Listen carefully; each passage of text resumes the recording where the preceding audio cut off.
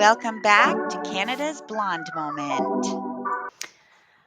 It looks mercifully like Canada is about to go into a federal election sometime in the next few weeks. That's certainly what the rumors are. But folks, before that happens, I need to bring you up to speed on something really concerning, and seriously troubling that could impact the federal election in Canada. Now, there are a lot of people who, they want the Liberals to win again, including the Liberals themselves. And the Liberals are becoming increasingly more desperate to win. So even though a federal election might be happening, folks, I need you to share this video and I need you to do something to help me get this word out. The increasingly desperate Liberals are signaling that they're about to impose even more censorship on Canadians. So I'm going to walk you through exactly what, and this is really troubling to me. I'm going to walk you through exactly what this looks like.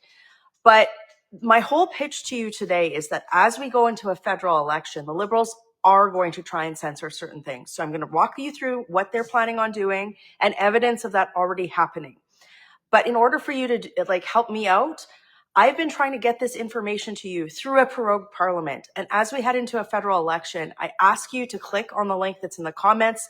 If you're watching this on YouTube, click on it in the video description and click subscribe. This is my newsletter. It gets through social media platform, Liberal news bands, and it's going to get through this censorship issue that we're seeing the Liberals do more and more of. So please click on that. Please click subscribe. It will help me fight back as we head into an election and as the Liberals push for more censorship. So here's two big examples of what they're proposing to do and something that they're already doing. So a couple of weeks ago, a very senior Liberal, he made this comment. He said, the federal government must make sure that they don't screw the thing up and make sure that we aren't denied our rightful place to make our own choices in the next election. What was he talking about? The platform X. He was saying that X should be banned in Canada. And that's becoming more and more of a topic of conversation among Liberals. They're saying that an entire social media platform should be banned. And when you listen to that quote, what are they trying to say? They're worried that social media platforms that allow for discourse to happen will be banned so that they can have more control of the message. Now, keep in mind that this is the same Liberal Party that rammed through Bill C-11, Bill C-18, these bills that change how you see information on social media platforms, and frankly also created the news ban on Meta and on Instagram. So they've already tried to censor social media platforms. They've had success in that.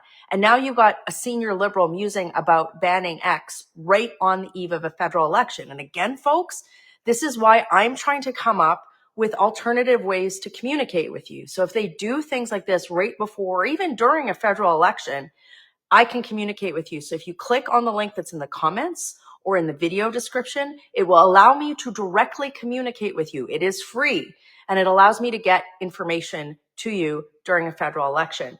The other thing is, I'll just make a point here, they prorogued Parliament.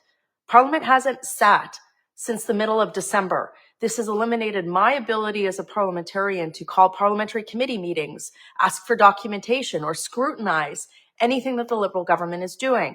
For example, Justin Trudeau is ramming through literally hundreds of appointments as a lame duck prime minister. Are you hearing about that on any mainstream media channel? No, you're not. And that's why it's so important to get alternative sources of information as they ran through the censorship agenda. But that's just the warm-up. Saying that they're going to ban X, that's just the warm-up. Last week, one of the federal cabinet ministers that was involved in supporting the draconian Bill C-63, the so-called online harms bill, you guys all heard about that. She came out and she said this. She said that the government needed to put more federal tax dollars into, quote, combating online misinformation. And this is what she said. The worst part, we have no control over these platforms, where they're headed, and how they will continue to influence our perceptions of the world. So how do we translate that? You have a federal cabinet minister who put forward and defended Bill C-63, that draconian online harms bill, saying that they need to put more federal tax funding against, quote, misinformation. And we all know what that means. That means any sort of discussion that holds the liberals to account. They don't want that to happen, right? So again, this is why I need you to click the link that's in the comments so that I can directly communicate with you and show you these things, particularly in a federal election. Now, let me give you a real life example of what's happening and how all of this desire to control the media narrative and control what you see is coming up ahead of a federal election. And this is like a real life example. It's happening today. So many of you know that the Liberal leadership frontrunner is a man named Mark Carney. He's likely going to be coronated. He'll likely be coronated as Liberal leader on the weekend, on Sunday. And he'll become prime minister without having to go through the same sort of federal ethics screens that I have to go through as a member of parliament, because the law didn't foresee an unelected man who chaired several multi-billion-dollar companies who had financial assets being essentially appointed as prime minister without going through a federal election. So Conservative Party leader Pierre Poilievre, myself, other colleagues like Michael Barrett, we've been out demanding that he disclose his financial assets ahead of becoming prime minister.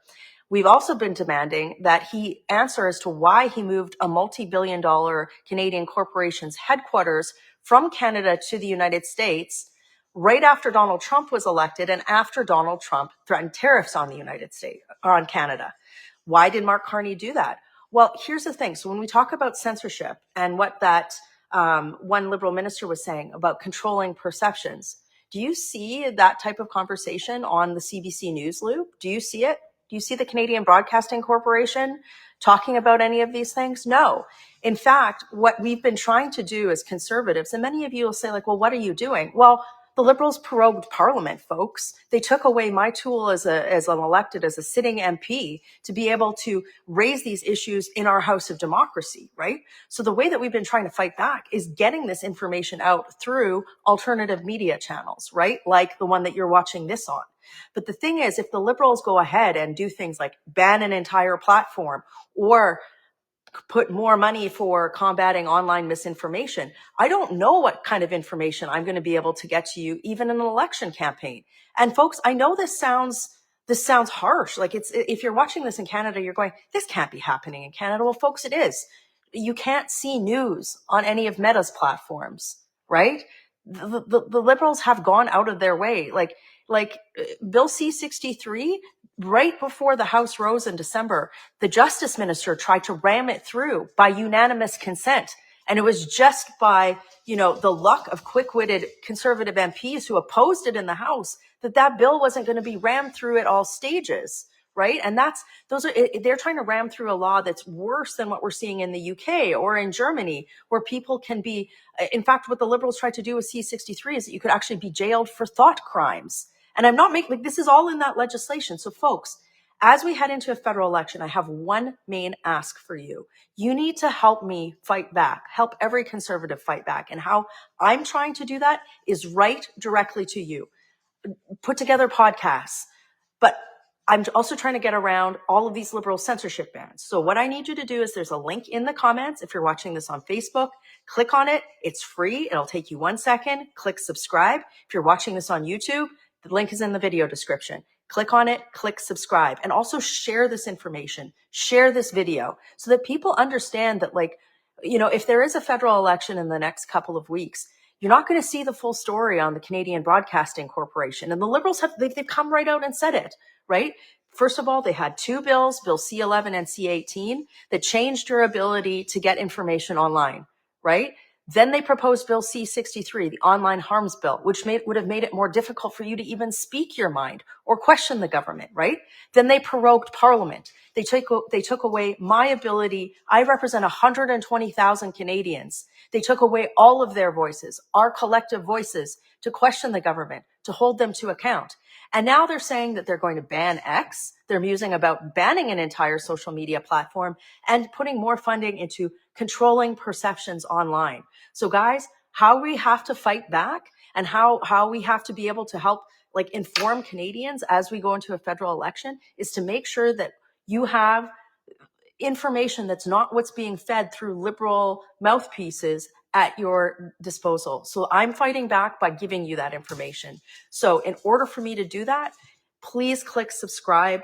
Please tell your friends, ask your friends to click subscribe too. And if you're watching this, also just click subscribe to these channels so that you get notifications for when I'm coming live. You guys, the next few weeks, the next couple of months, if we are in fact in a federal election, this is going to be this is probably the most consequential election in Canadian history, right? There's a lot of stuff riding on this. And the way that the liberals, the desperate liberals, are going to try and cling to power is by suppressing voices like mine, suppressing voices like yours. And this is not an exaggeration. This is exactly what they've been doing over the last 5 years. So as we get it ready into a federal election, guys, help me fight back. Help, please click subscribe so that I can communicate directly with you. Working hard for you. Have a great day. We are so glad you came. Bye-bye. Bye-bye. Bye-bye. Bye-bye now. Bye. Bye-bye. That was Canada's blonde moment, and I am out.